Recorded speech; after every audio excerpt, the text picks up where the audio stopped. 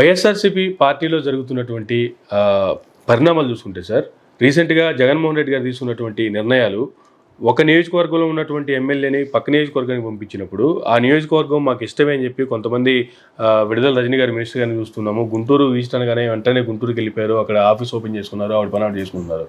అటువంటి పరిణామాలే ఎర్రగుంటపాలెంకి సంబంధించి చూసుకుంటే గతంలో ఆదిమూలపు సురేష్ గారు ఉన్నారు, ఇప్పుడు పక్కన ఆయనకి కొండపి ఇచ్చారు, ఇక్కడ కొత్త అభ్యర్థిని పెట్టారు చంద్రశేఖర్ అనేటువంటి అభ్యర్థిని. ఎవరు పడవలు చేసుకుంటూ ఉన్నారు. కానీ రీసెంట్గా ఇక్కడ ఈయన సంబంధించినటువంటి పాంప్లెట్లన్నీ చింపేస్తూ ఉన్నారు, పోస్టులన్నీ చింపేస్తున్నారు.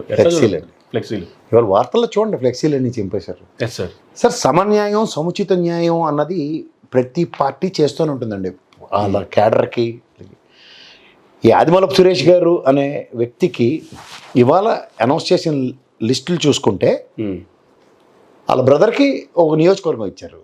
Yes sir. తిప్పస్వామి గారు సీనియర్ మోస్ట్ ఆయన గురించి మనకు మాట్లాడేంత స్థాయి కూడా కాదు, కానీ ఆ గొప్ప వ్యక్తికి కూడా వాళ్ళ టికెట్ వచ్చింది. అంటే కుటుంబం నుంచి 3 టికెట్లు వచ్చి కూడా వాళ్ళు ఆయన నియోజకవర్గంలో ఆయన ఇందాక మీరు విడుదల రజనం కట్టుకున్నట్టు పార్టీ ఆఫీస్ కట్టి మేము ఎక్కడే సాధించేస్తాం అన్న దగ్గర ఆయనకి ఎందుకో ఒక అంబిగ్యూటీ ఉంది. ఎందుకంటే అక్కడ మీరు చూస్తే సుబ్బారెడ్డి వర్గం అండ్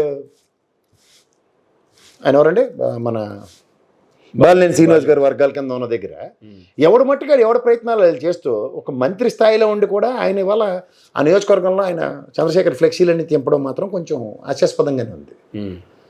అండ్ మోర్ ఇవాళ చంద్రశేఖర్ అనే వ్యక్తి కొండేపిలో అలాగే లేకపోతే ఎర్రగొండపాలెం అన్న దగ్గర మీరు కాదు కదా డిసైడ్ చేసి ఇచ్చింది, జగన్మోహన్ రెడ్డి గారి టికెట్. జగన్మోహన్ రెడ్డి గారు ఇవాళ ఎవరిని ఏ యాడ్ స్టిక్తో కొలాలో ఆయన ఆలోచించి చూస్తున్నాడు. ఆ మాటకు వస్తే దువ్వాడ శ్రీనివాస్ గారు ఉన్నారు శ్రీకాకుళంలో, తెక్కల దగ్గర ఇచ్చారు ఆయనకి. మొన్నటి దాకా వాళ్ళ వైఫ్కి ఇస్తారు, అంతా అయిపోయింది అనుకుందారా, అవుట్ ఆఫ్ ద బాక్స్ ఆయన పిలిచి టికెట్ ఇచ్చారు. సో జగన్మోహన్ రెడ్డి గారి దగ్గర మెజర్ చేసే యాడ్ స్టిక్ పనిని బట్టి సామర్థ్యాన్ని మెజర్ చేస్తున్నాడు. ఒక్కొక్క నియోజకవర్గంలో ఎలా పనిచేస్తున్నారు అన్న దగ్గర ఈ కడుపు మంట కౌడ ఫ్లెక్సీలు చింపేసినంత మాత్రాన ఒక పొరపచ్చలు ఆల్రెడీ నువ్వు నియోజకవర్గంలో మొహం చాటేసో లేకపోతే వ్యక్తి కార్యకర్తలకి సముచిత న్యాయం చేయని దగ్గరే అత్యున్నత విలువలు మీరు ప్రదర్శిస్తున్నట్టుగా కనబడుతున్నా సరే హ్యూజ్ కన్సిడరేషన్స్ వస్తున్నాయి. ఈ హ్యూజ్ కన్సిడరేషన్స్తో మీకు నియోజకవర్గాల మార్పు అనేది మొదటి మెట్టు, అర్థమవుతుందా? సో ఈ మొదటి మెట్టుకే మీరు తడబడిపోతే 5 సంవత్సరాల పాటు నియోజకవర్గంలో వస్తున్న పొరపచ్చలకి అంటే కార్యకర్తలకి పార్టీకి ప్రభుత్వానికి సమన్వయపరచడంలో ఎదుర్కొంటున్న ఒక ఫిల్ ఇన్ ద బ్లాంక్ని ఇంకొక వ్యక్తితో దాన్ని పూరిస్తున్నాడు అన్న దగ్గర అతీతమైన వ్యక్తిని తీసుకురాలే కదా. అంతేగా సామాజిక వర్గ ఈక్వేషన్స్ ఆ నియోజకవర్గ పరిధిలో ఉన్న వ్యక్తుల్ని నియోజకవర్గాన్ని బయట నియోజకవర్గంతో సమన్వయపరిచేంత సామర్థ్యం ఉన్న వాళ్ళని చూస్ చేస్తున్నప్పుడు ఫ్లెక్సీలు చింపేసి అడవాడు చేసినంత మాత్రాన వాళ్ళు అటుపక్క వాళ్ళ వీళ్ళు ఇటుపక్క వాళ్ళ అన్న దగ్గర అందరూ వైఎస్ఆర్సీపీకి సంబంధించిన వాళ్ళన్న ఏకతాటి మీదకి ఏకనినాదానికి ఎందుకు రాలేకపోతున్నారు? నేను చూస్తున్నా ఇక్కడే ఒక అన్సర్టనిటీని ఒక అంబిగ్యూటీని అడ్రస్ చేయడానికి నియోజకవర్గాలలో కొంతమందిని స్థానికంగా వాళ్ళని పెనుమార్పులు చేయడానికి కర్త కర్మక్రియ జగన్మోహన్ రెడ్డి గారే. ఎందుకంటే ప్రతి నిమిషం ప్రక్షాళిస్తున్నాడు ఆ నియోజకవర్గాల్లో వాళ్ళ పనితీరుని, కానీ నియోజకవర్గాల్లో వాళ్ళ కార్యకర్తలతో వాళ్ళు సంధానపరుచుకొని అనుసంధానిస్తున్న విధానాలని. సో ఆ ప్రాతిపదిక మీద ఆయన మార్చడానికి సర్వహక్కులు ఆయనకు ఉన్నాయి. ఇంకా చాలా మందిలాగా నీకు ఎత్తి అవతల ఇసిరీలే కదా కన్సిడరేషన్ ఇచ్చారు. ఏం తక్కువ చేశారు పార్టీ పరంగా? 5 years కన్సాక్టివ్గా మినిస్ట్రీ ఇచ్చారు, ఎవరికి లేని పెద్దపేట మీకే వేశారు. ఆఖరికి మీ బ్రదర్కి కూడా టికెట్ ఇచ్చారు. తిప్పస్వామి గారి గురించి నేను చెప్తున్నాను కదా, ఆయన స్థాయి చాలా పెద్దది, ఆయన ఖచ్చితంగా టికెట్ వచ్చే స్థాయి కలిగిన వాళ్ళు. మీకు ఇచ్చిన అవకాశాన్ని సద్వినియోగపరుచుకొని వాళ్ళ పార్టీ గెలుపుకి 2 నియోజకవర్గాల్లో చంద్రశేఖర్ కానీ మీరు కానీ గెలిచి ఆయనకి ఇవ్వాల్సిన దగ్గర మీ పోరాటాన్ని జస్టిఫై చేయండి. అంతేకాని ఫ్లెక్సీలు చింపుకుంటాం నాకు తెలియదు వాళ్ళకి తెలియదు ఈ చిన్నపిల్లల అట్లాగే ఏంటిది ప్రభావితం చేసేసే అంత అంశాలు ఉన్నట్టే మీ నియోజకవర్గం మీకు వచ్చిందని కదా. ప్రభావితం చేయలేకపోతున్నారు అన్నది జగన్మోహన్ రెడ్డి గారు వేసుకున్న బేరీజ్. నేను మీరు కాదు కదా. లేకపోతే 80 నియోజకవర్గాల పైచీలకి ఇంకా 4th 5th లిస్టులు వస్తే ఎవడెవడో తీసి మార్కాలని చెప్తుంది. ఓహో పెద్ద పెద్ద రెడ్డి సామాజిక వర్గాల కింద అభివర్ణిస్తున్న దగ్గరే బీసీ సామాజిక వర్గానికి ఎస్సీ సామాజిక వర్గానికి పెద్ద పెట్టేస్తూ చెప్తున్నాడు. మహానుభావుడు అంబేద్కర్ గారు చెప్పింది ఏంటి సార్, నీకు సముచిస్తానం వచ్చినప్పుడు తర్వాత ఇంకోటికి అవకాశం కల్పించమన్నాడు. అదే పని ఆయన చేస్తున్నాడు, తప్పే ఉంది? బీసీలకు కానీ ఎస్సీలకు కానీ పెద్దపేట వేస్తూ నీకున్న స్థాయిని నీకు కనుచూపు మేరకు కనిపించకుండా చేయట్లే కదా, పక్క కనుచూపు పొరలో ఉన్న దగ్గరే పరిరక్షించమని చెప్తున్నాడు కదా. 5 సంవత్సరాలు క్యాబినెట్ మినిస్టర్ చేసిన వ్యక్తికి ఒక డిఫరెంట్ వైబ్రేషన్స్తో ఎక్కడైనా ఏ స్థానమైనా అంతే కదా. రాజశేఖర రెడ్డి గారి మొహం చూసి వేసిన ఓట్ల సంగతి నాకు ఎన్నో తెలుసు 2 టర్ముల్లో.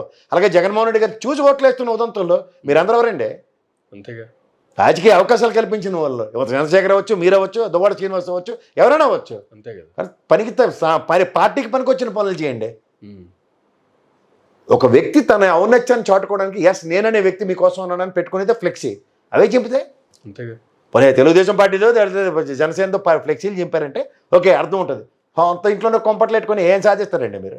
అంటే ఇష్టం లేదని చెప్పటం ఏది, లేదంటే అధిష్టానానికి ఒక ఇండికేషన్ ఇవ్వటం అంటారు. నీ ఇష్టం వరకాల జగన్మోహన్ రెడ్డి గారు డెసిషన్ తీసుకున్నారు కదా అక్కడ. జగన్మోహన్ రెడ్డి గారు డెసిషన్ తీసుకోపోతే కదా నువ్వు బాధపడింది. నేను 80 మంది లిస్ట్ ఎత్తేస్తారని విషయం ఎప్పటి నుంచి చెప్తున్నా. అవును ఇంకా నేను పేర్లోనే రివీల్ చేయాలి. Know each and every one. Sir ఏముంది దాంట్లో? కొత్త వాళ్ళకి అవకాశం కల్పిస్తున్నాం. ఏకైక ఉదంతం అండి ఇది. Rarest phenomena. Yes sir. Second third లేయర్స్ని ఎమర్జ్ చేస్తున్నాడు అతను. ఓ పార్టీ ప్రక్షాళిస్తున్నాడు ప్రతి నిమిషం. Yes sir. ఎవరెవరు ఎలా పనిచేస్తారో వాళ్ళ పనితీరుకి ఒక కొలమానం పెట్టుకున్నాడు, బేరీజ్ వేస్తున్నాడు. క్షేత్రస్థాయిలో నా విధి విధానాల్ని ప్రజల్లోకి ఎవరు ఇంకా సముచితంగా తీసుకెళ్ళగలరు అన్న దగ్గర is measuring with yardstick. అదే చెప్తున్నాను నేను ఎప్పటి నుంచో.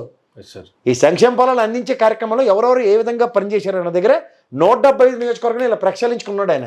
అవును. నేను చెప్పగల ఆయనకి నీ సంగతి మనందరికన్నా ముందు తెలుసు ఆయనకి. అంతే కదా. ఏముంది? ఈ ఎబిలిటీ నిజంగా ఉన్నట్టే నీ స్థానం నీకు పరిమితం ఏందను. రాపాక ప్రసాద్ గారి విషయం ఏమైంది? అవును. ఆయన ముఖ్యమంత్రి గారితో మాట్లాడుతున్నప్పుడు మీకు ఎంపీ పంపిద్దాం అన్నాడు. ఆయన అన్నాడు నాకన్నా ఎవరైనా తీసుమార్కాన్ని ఉంటే ఇవ్వండి అన్న, నేను అక్కడ ఆయన గెలిపించుకుంటాను, నేను ఎంపీకి వెళ్తానని. ఆయనకే టికెట్ ఇచ్చారు కదా. Yes sir. హే ఆ పడి డెలిబరేషన్ ఇవ్వలేకపోయావా? నీ పనితీరుని కాంట్రడిక్ట్ చేయలేకపోయావా అక్కడ? That's it. There lies your.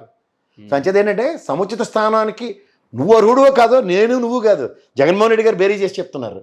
Yes sir. So దానికి అనుగుణంగా పనిచేయవలసిందే. అదే పార్టీ లైన్ అంటారు దాన్ని.